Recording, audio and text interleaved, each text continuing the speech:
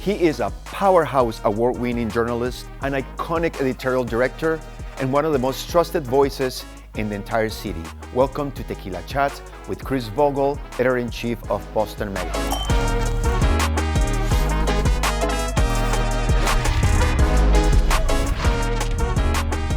Chris, welcome to Tequila Chats. We finally got to do it. Yes, thank you for having me today. It only took us, what, like a couple of years? Just a couple. But I have some good tequila for you. I know that you love tequila, just like I do.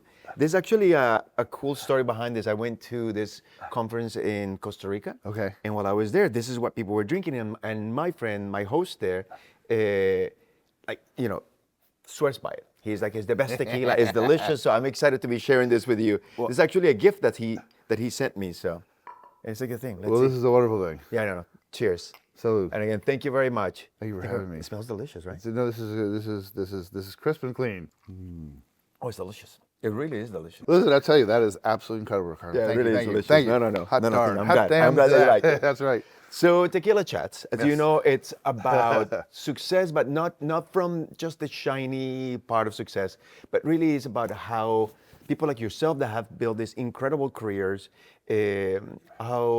how you've done it. You know, not only, as I said, on those, more obvious measures of success, but also through failure and through tribulation and through hard work.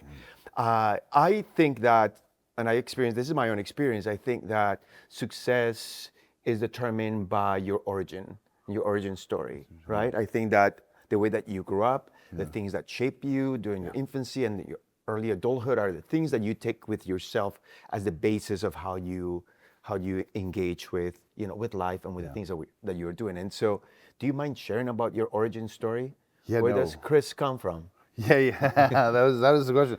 Well, I agree with that entire premise, and as I think back for just a second here, I can roll with your thesis because I think it's accurate. Okay. For me, I grew up outside of Washington D.C. I'm a rookie to the Boston area here. I've only been here about a dozen a baker's dozen years, so I'm still a rookie. I know, but I grew up in the outside of Washington D.C. in Maryland and so forth, and I had a father who worked very, very hard, and so as you said, it starts at home.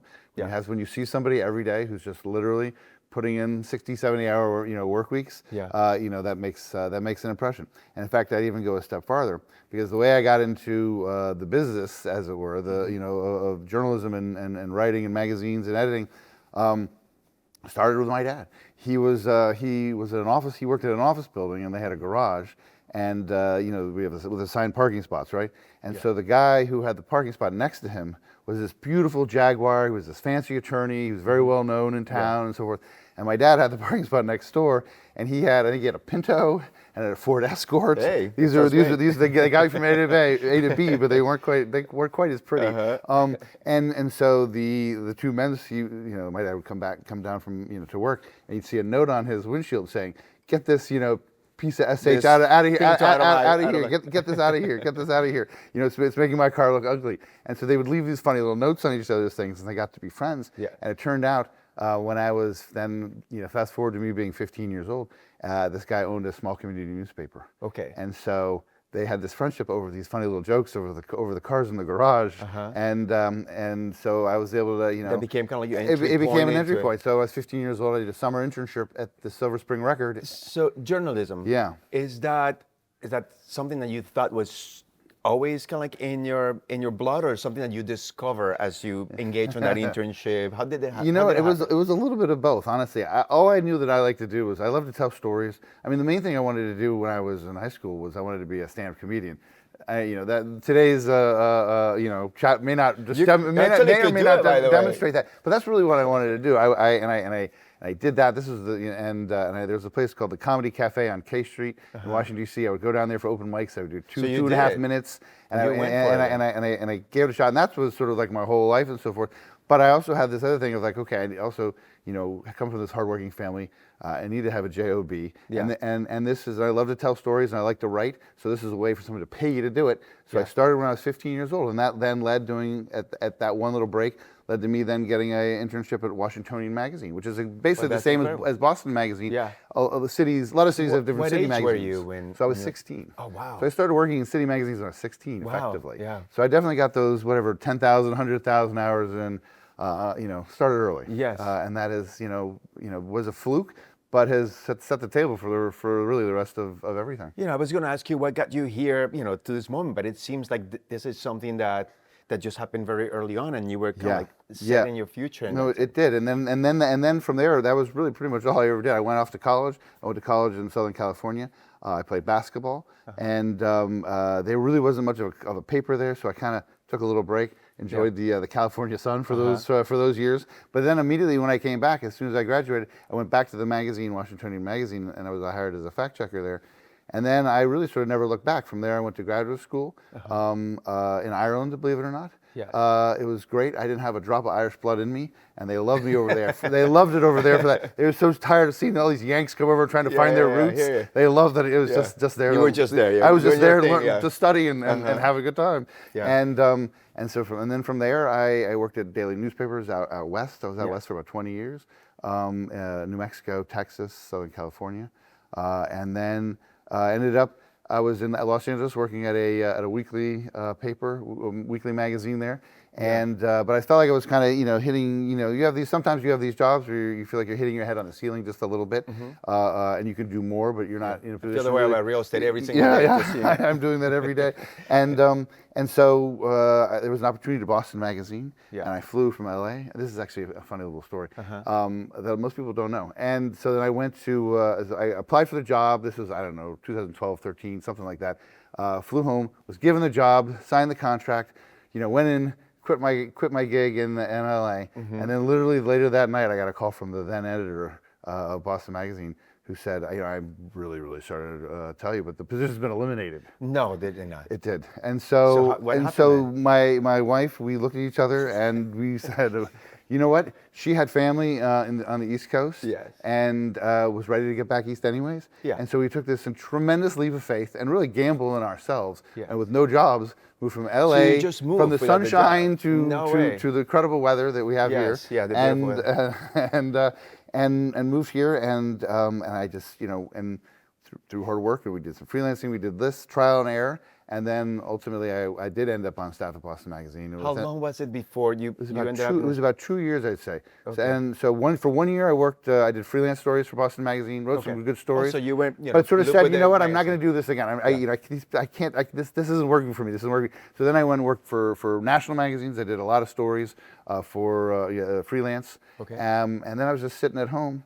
And the different editor than the one I was just talking about, now the next guy is in the seat. And he calls me up and says, hey, we have an open seat for 28, somebody's on a 28-day thing. I'm thinking 28 days, somebody just got, caught doing something naughty with the pills or something. And 28 days, but it turned out it was a Twitter violation. They'd said something nasty about, the wrong person on Twitter. So they've been benched for 28 days and they needed someone to babysit the seat. So I went in there, did that. And I had all this experience at all these other shops at this point, so I could really see where things needed to be done. Yeah. And I just sort of started doing them. Yeah. And the next thing you know, somebody else happened to be leaving, so I was hired full time. And then within, less than 2 years, I was the editor, and have been now in my 11th year doing that. I was going to say, you are the longest serving editor-in-chief of Boston Magazine. I am. Since we'll find the wood here. Yeah, no, you already are. You got that one. They can't take that one away. No, they cannot take that one away. So yeah, no, I'm in my 11th year, and I think I am mathematically now the longest serving editor.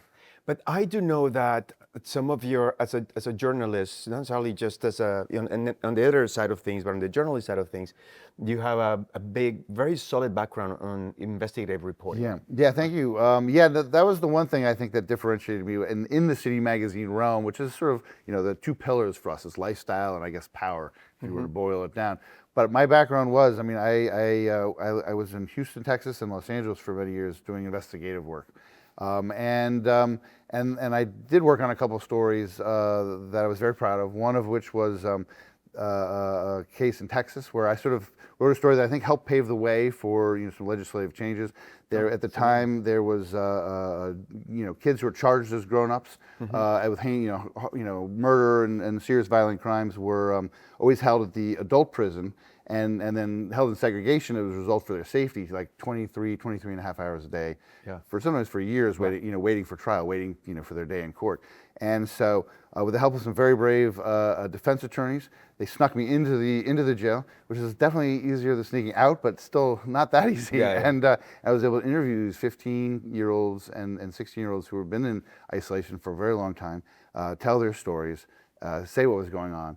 And again, some legislators picked that up, and then later in 2011, I think, changed the law, allowing for a pathway for the kids not to have to be in solitary, essentially. So that was so I did some stories.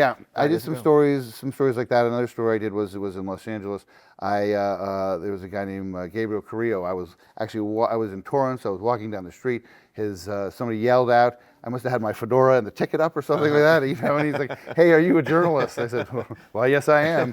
And I walked up to the house, and there was this guy. He'd been beaten to a pulp, and we took photos, and we ended up putting those photos on the front page of the weekly magazine that I worked for at the time.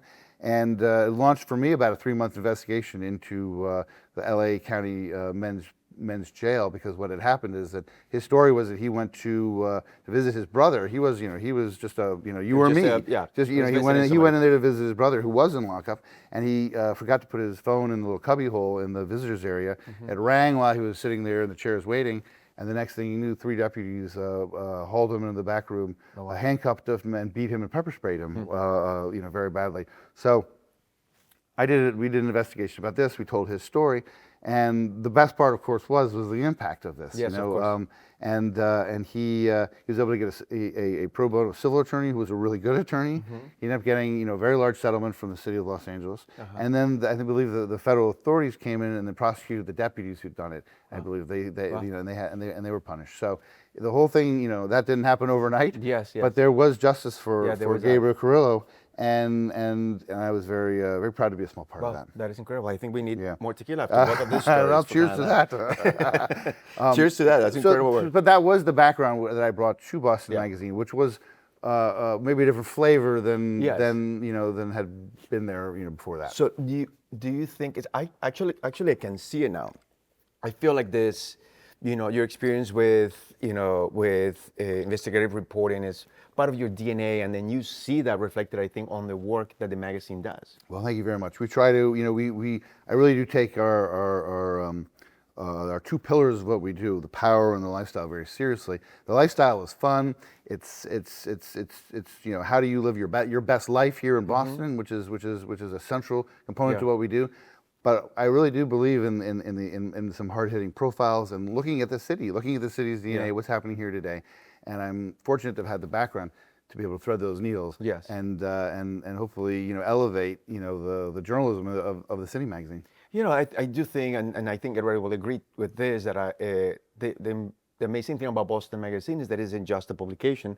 I think Boston Magazine it's a part of the fabric of the city. It's not just a resource where you go to read a story. It's actually, you cannot imagine Boston without Boston Magazine. Well, and I think that is really, that's really interesting for a publication. Well, I'll tell you, I couldn't imagine Boston without you. So we're all But you know what I mean. Imagine New York without New York Magazine. Boston. It's a brand that is really inculcated. It's been around since at least I think 1970. So it's a brand that's really inculcated into the DNA of the city. Yeah.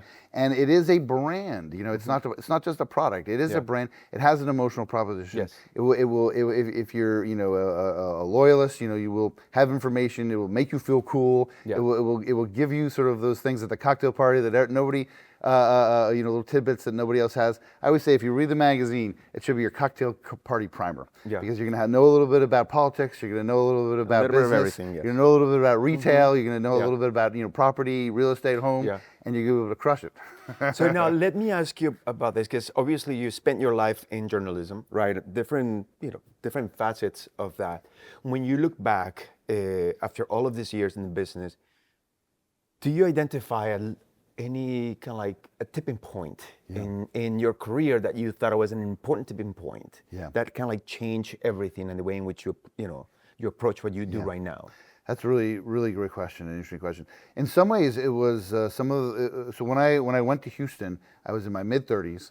I started working with a woman named Margaret Downing, who's an extraordinary editor, and she's still there, God love her, fighting the good fight. And when I was able to do some stories like the one I mentioned about the juveniles in the detention facilities and so forth, that was where I started to do these big stories, and I started to get national awards, which that and 5 cents will get you a cup of coffee, but they feel good. It's great. It's great affirmation. But it was affirmation that, hey, you know what? You can do this. You could be really good at this. And that was for me. Those types of stories in that period of time when I was in Houston and then a little bit in Los Angeles, but mostly Houston. It was like, you can do this. And then the other time I would say was when I first started doing this job in Boston, honestly. Because I had only been an editor for a couple of years under the previous editor, Carly Carioli, who was a good friend and was a terrific editor. And I learned a tremendous amount under him. But here I was, in the hot seat for the first time, right? It's baptism by fire, no matter how you do it. So that first year or two, getting that done, having the approval and the slaps on the back from the owner and so forth, and getting some awards that year, those were the two things where it's like, okay, you can do this. Yes. You can do this, and then it just fuels confidence, right? Successes fuel confidence. Yes, of course. And then you become even more emboldened to do even better work. It opens the doors for you to build and be more almost more of your truer self as well. But curious, this is just curiosity. What do you think defines a good editor? That's an interesting question. Come on, you know, that is you have the answer. You're making me think for half a second here. I think first of all you gotta have an open mind, and you have to be curious. Those are the two main things. Don't think that you have to be very aware that you have no monopoly on wisdom. And be a really curious, SOB. I think those are the two things that and then there's a craft aspect. I mean, I have been fortunate in some ways to be doing, in many ways, the thing I've always wanted to do since I was like 15 and 16. I took a little break to go to college, but I've basically been doing this for a very, very long time. And so you do learn craft, and so there is craft in that. Yes. But those are the two main things. I think and to be I think also to be successful in this job, you have to have an intangible people person component, and that's the thing that's harder to teach, right? Yes. It's harder to teach people to put their finger in the wind and see which way it's really understand which way it's blowing in a zeitgeist kind of way. But those are the things I think that go into it well. A little bit of craft and a little bit of people person and an open mind. Yeah, you mentioned curiosity, and that's actually the first time I've done this conversation dozens of times, and it's the first time that I've heard curiosity. But when you think about it, curiosity really, I think, is fundamental to success, because it's finding solutions, finding opportunities, it's pivoting, it's all of those things. So that's a very interesting point. I haven't met too many rabbit holes. I didn't maybe to go all the way down, but at least poke my little bunny nose into. So now when you look at your entire career, what have you learned from challenges, from failures, for lack of a better word? Well, it's interesting. I know there's the line of which you only learn from your failures. Well, and I'm going to answer your question. Don't worry. But I do think that I have learned a lot from successes, because successes are things like, okay, that succeeded. Remember that. Let's repeat it. Remember that muscle memory. Yes. Remember how much effort. That's a best practice. Remember how much effort that took. That was a lot of effort. Damn, if I got to repeat it, I got to be able to step up and do that again. But that said, there's been good Lord, far more failure, right, as with everybody than success. But one thing I will say is, I think, and this is hard to do, and it's hard to teach, but there's just sort of to be able to summon a real deep belief in yourself and be persistent. Know that this is that you have the value, you can do this, and so forth. One example, of course, was I told you we moved cross country with no jobs. That was a total leap of faith in ourselves. That we can resurrect ourselves. We can make this work, hook or crook. Another example is this. When I was in Boston, right? I had moved here. I was freelancing for Outside Magazine. I did a story about a Mormon BYU student who had gone to southwestern China to hiking and disappeared off the face of the earth. Okay. And then there was also evidence from the State Department, his parents, things like this, sort of leading to the idea that he might have been kidnapped along the Underground Railroad from North Korea into Burma by North Korean spies. And so I went there and I did this story. I spent about 1.5 years on this story. I spent a lot of money on my own dime doing it. This was my life for the better part of, again, 1.5 years. I wrote the story. I thought it was a great story. I submitted it to the editors at Outside Magazine, and good things. And then completely out of the blue, there was another publication that ran basically a very similar version of the same story that I had no idea was even happening. And so then the magazine said, they got ahead of it. They got ahead of it and said, we have to kill your story. Oh my gosh. And I tell you, devastating, doesn't even begin to say it. I mean, I ended up, I think I went to the movies. Like, I don't go to the movies that often. What are you going to do? I went to the movies to sit in the dark by myself, One tear for coming 2 back, hours, with the tear streaming down my cheek, for sure. And then I just, but after that movie was out, I said, F this, to be honest with you. And I ended up writing a long memo to the editor saying, this is why my story is better. This is why, this is the wrong decision, why you still should run the thing, et cetera, et cetera, et cetera. A couple of days later, he got back and says, I don't agree. He said, I don't agree with all of your points, but I agree with enough of them that we're not going to kill the story. I'm going to run the thing. And so they run it. And then they ran it. And that was the fruition of great, and it was a wonderful story. And so one of the things I was most proud of in my writing career. Yes. But it really, it came, it was failure, but you turned it into success. Yeah, it was persistence and just sort of taking that leap of faith. And it wasn't like, I guess I was on staff there. Yeah. Worst comes to worst, they weren't going to hire me again. Yeah. For being too headstrong. But I was polite, obviously. No. But let me ask you. So that's a story of turning again lemons into right in many ways, right? Yeah. But when you look at all your success, what have you learned from success? I think there's a muscle memory to it. And that's that's how I sort of think about it. I mean, I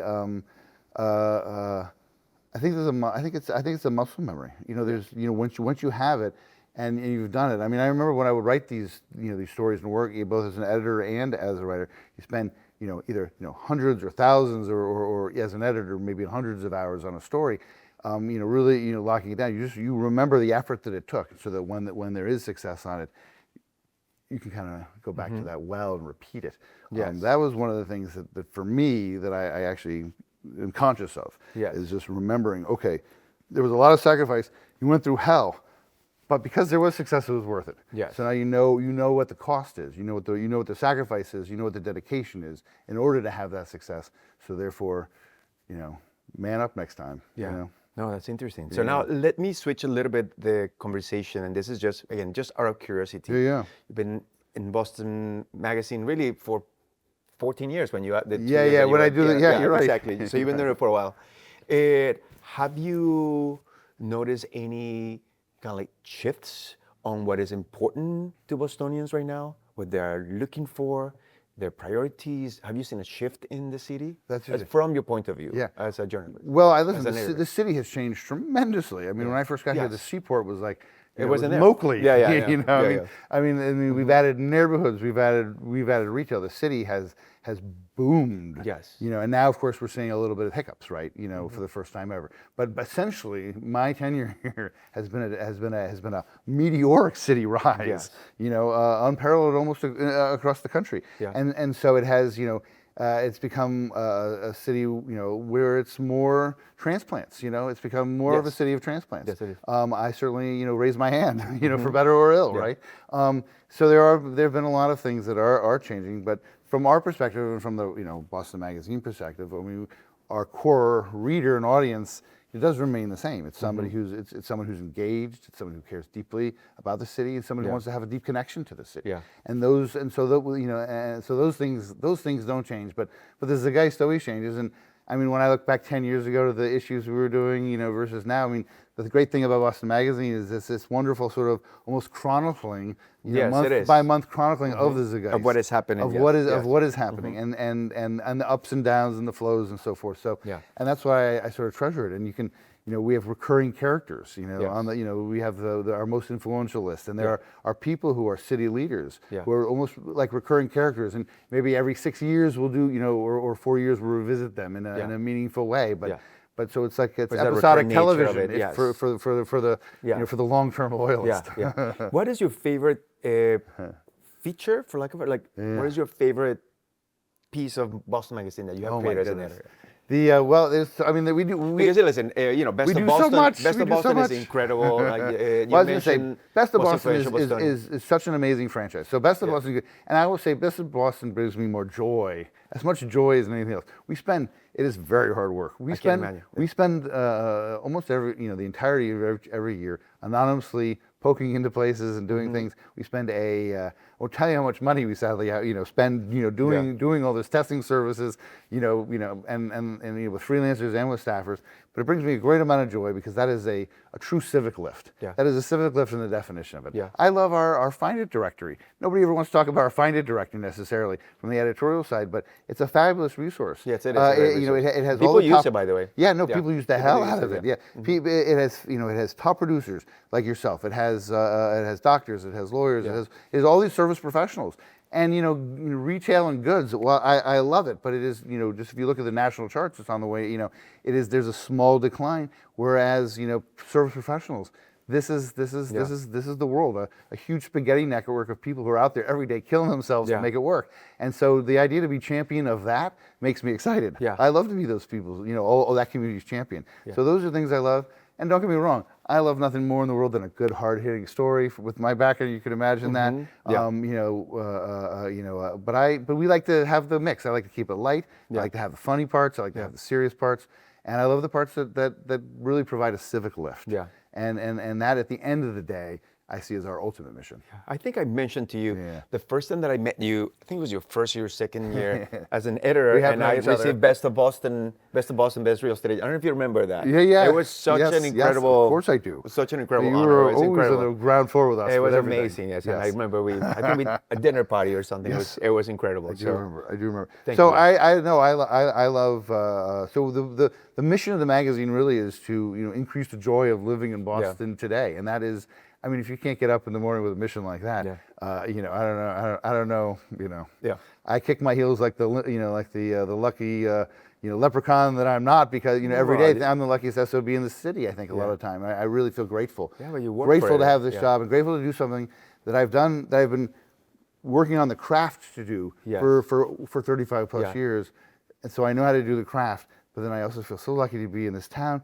The people in this town are what make it. I've moved around a lot. The people are what make a place. It's not. It's not a building. It's not a restaurant. It's the people that make a place. And this is an extraordinary town. And you really have put a stamp yourself on not on the magazine but also on the city. And I will have to say that you truly have an incredible staff around you, and from everybody, from all your writers to Lynn, your publisher, everybody is just on point and dedicated to the city, and it's Thank good you very to see much. it. Thank you very much. We try hard, and it takes a village to use the cliche. But it really is. It's not just us at the magazine. It's the people we work with in the community, the people we're writing about. Everybody lifts the boats. You lift the boats. We all do this, and that is so I'm grateful. I enter every day with a pretty grateful heart, and I know it's cheesy as all get out, but it actually is true. If it is true, it's true. And so I have my last question, because I know you have more important things to do. Oh, rubbish. What is, in your opinion, what is the key to success? The key to success. Well, for me, and people have heard who know me well have heard me say this before. Maybe on my gravestone there'll be a little thing that says, I'm never going to be famous. I'm never going to be rich. But if I had, put all the dedication and sacrifice into doing this thing, I know I can be good at it. It's the pursuit, the relentless, never-ending pursuit of excellence. You can't attain it, but it's the pursuit of excellence. And I tell you, so the secret to success for me has been put your head down and work your ass off. My career, my story has been that of a grinder. Been someone who works really, really hard. I'm not a listen. I'll be the first to say it. I'm not an intellectual. I'm a smart guy, and I know which way that the side of an ace is up and so forth. But I'm not an intellectual. But I know this business, and I know this craft, And again, I'm lucky to do it. But for me, it's hard work. Well, Chris, this has been an amazing conversation. Thank you very much. I really enjoyed talking with you. Thank you for having me. Again, thank you for everything, and congratulations on all your success. And so, and to you. Cheers. Salud. Like, share, comment, and subscribe to watch all the episodes of Tequila Chat.